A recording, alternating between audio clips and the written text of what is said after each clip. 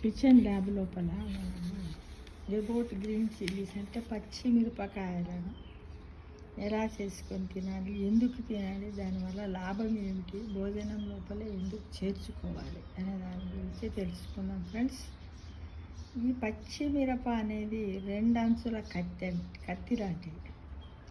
ఎలా అంటే పచ్చిమిరప లేనిదే తెలుగు భోజనం పూర్తి కాదు. కొందరికి నాలుకకు కారము చురుకు తగలందే భోజనం ఏమాత్రం కూడా రుచించదు.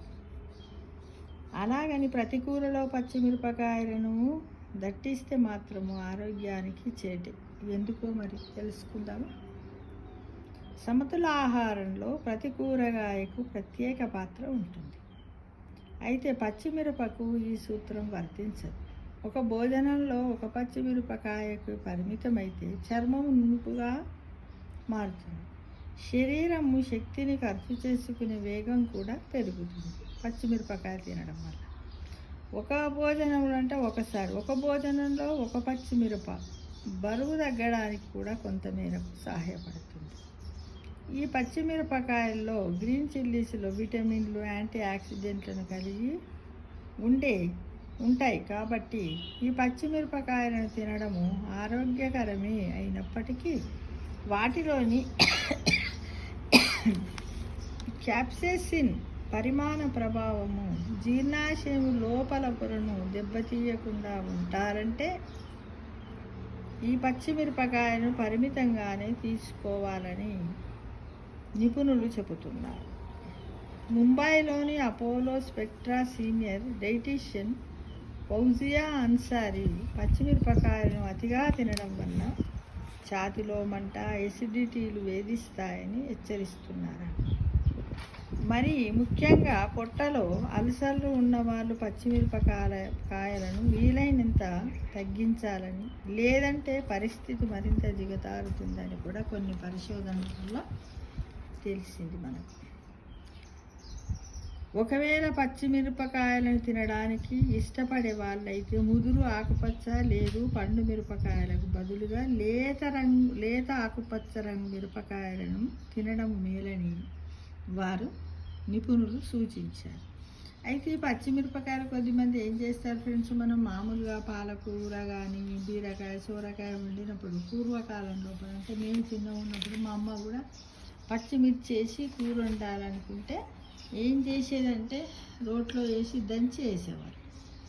అయితే తర్వాత కాలక్రమేణా అంటే ఇప్పుడు మేము పెరిగి పెద్దవాళ్ళు అయిన తర్వాత ఇట్లా అసిడిటీ వస్తుంది సార్ అని ఒకసారి ఒక డాక్టర్ దగ్గరికి వెళితే డాక్టర్ ఏం చెప్పాడంటే పచ్చిమిరపకాయ తినండి, మీ కూరకు సంబంధించి రోజు తిన్నా పర్వాలేదు, కాకపోతే ఏంటంటే దాన్ని దంచి తినకండి, మామూలుగా ఈ కూరగాయ ముక్కలు ఎలా కట్ చేస్తారో అలానే కోసి వేసుకొని తినండి అని చెప్పారనమాట.